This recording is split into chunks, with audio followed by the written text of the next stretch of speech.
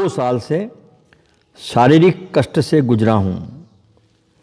अब 1 साल से साधना में मन लगने लगा है।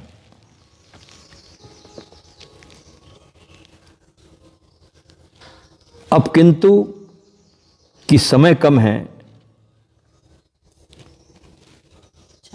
छलांग लगाने का उपाय बताएं।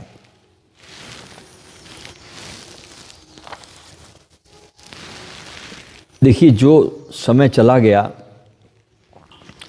उसमें कुछ भी किया नहीं जा सकता। जो गया बीती ताई बिसार दे और आगे की सुध ले।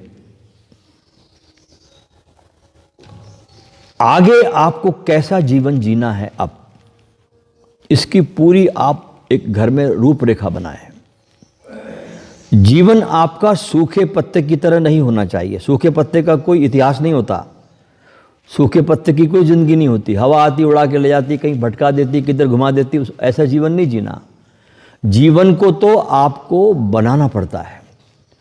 आपको एक अनगढ़ पत्थर की तरह जीवन मिलता है, उसमें से मूर्ति आपको निखारनी होती है। तो घर में आपकी इस उम्र में अब आपको अपने जीवन को बहुत सुंदर तरीके से एक नियोजित करना होगा।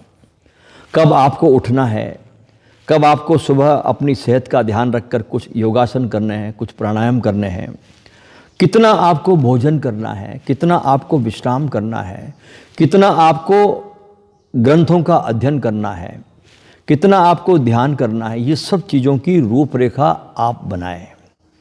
जब आप ये रूपरेखा बनाते हैं अपने स्वयं के घर में, और अपने घर में एक स्थान बनाते हैं जहाँ पर आप जाकर के रोज़ 2 घंटे तक आप बैठें अपने साथ में, तो आपकी छलांग लेने की तैयारी शुरू हो जाती है।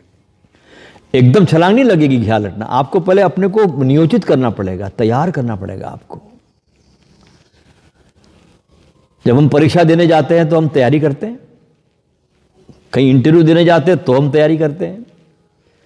तो छलांग लेने के पहले आपको पूरी की पूरी अपनी जीवन की दिनचर्या को आपको पूरा निर्धारित करना पड़ेगा, एक सुंदर तरीके से, बहुत खूबसूरत तरीके से, जिसमें कि उस जिंदगी को जीने से आपके भीतर एक संगीत पैदा हो, परेशानी पैदा ना हो।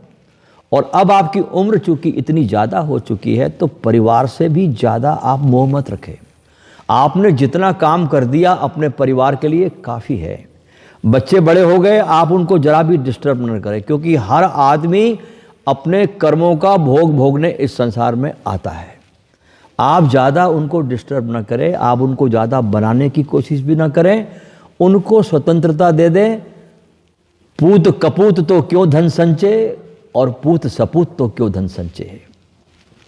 धीरूभाई अंबानी ने जितना साम्राज्य छोड़ा था, बच्चे सपूत निकले तो अंबार को और मैग्नीफाई कर दिया। भाई दो, लेकिन एक जो काम करता उसकी बात ही अलग है, दूसरा काम करता उसकी बात बिल्कुल अलग है। तो एक ही घर में 2 बच्चे पैदा होते हैं, लेकिन दोनों अलग अलग भाग्य लेके आते हैं। ठीक है ना।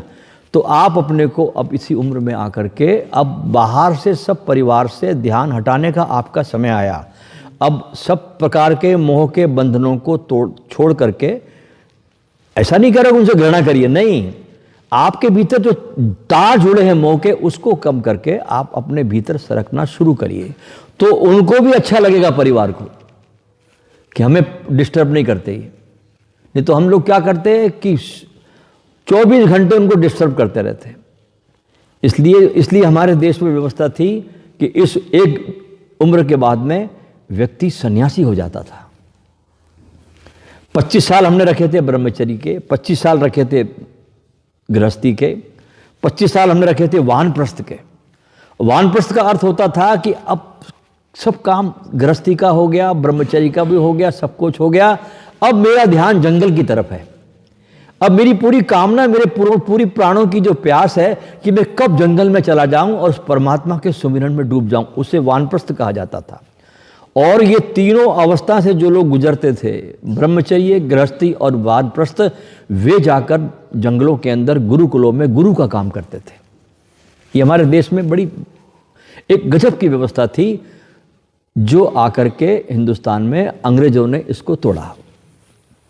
क्योंकि उन्होंने देखा कि भारत का पूरा विकास इस गुरुकुल की पद्धति पर है।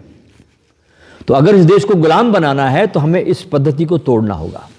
फिर उन्होंने इस पद्धति को तोड़ा, फिर हमारे ग्रंथों में मिलावट करी। बहुत से ग्रंथ हम देखते हैं उसमें सब बहुत बड़ी बड़ी मिलावटें उसमें डाली गई है हमारे ग्रंथों में, ध्यान रखना। एक आदमी था भारत में जिसका नाम था मैक्स मूलर। इस व्यक्ति को संस्कृत की बड़ी जानकारी थी। ये जर्मनी का था, लेकिन संस्कृत का बड़ा प्रगाढ़ पंडित था ये मैक्स मूलर। तो इसके साथ मिली भगत करके अंग्रेजों ने हमारे जितने भी उच्चतम ग्रंथ है, चाहे वो रामचरितमानस हो, चाहे भागवत हो, चाहे उपनिषद, कुछ भी हो, इसके माध्यम से हमारे शास्त्रों में बहुत गलत सलत जानकारी डाली गई। और चूंकि शासन अंग्रेजों का था तो कोई विरोध नहीं हो पाया, और वही किताबें हम अभी तक पढ़ते आ रहे हैं। मैं कभी नहीं सोचता कि तुलसीदास जैसा प्रेमपूर्ण व्यक्ति ये वक्तव्य लिख सकता हो कि ढोल गंवार शूद्र पशु नारी ये सब ताड़न के अधिकारी। कोई इतना प्रेम से भरा हृदय ये कैसे लिख सकता है? ये तो बाद में सब डाले गए सभी। हमको अपने ही निगाहों में अपने शास्त्रों के प्रति हम हिंदुस्तानियों को निंदा से भर देने के लिए ये सब वक्तव्य उसमें डाल दिए गए हैं, ये ध्यान रखना। और इसके सारे के सारे प्रूफ है। अब तो सारे इसके प्रूफ भी मिलने लगे कि किस समय ये सब डाले गए। अब तो इंटरनेट का युग है, आप सब जाके उस पर खोज सकते हैं। तो हमारे हिंदुस्तान के अंदर जो ये बातें आई, ये हमको बहुत नुकसान भी कर गई है।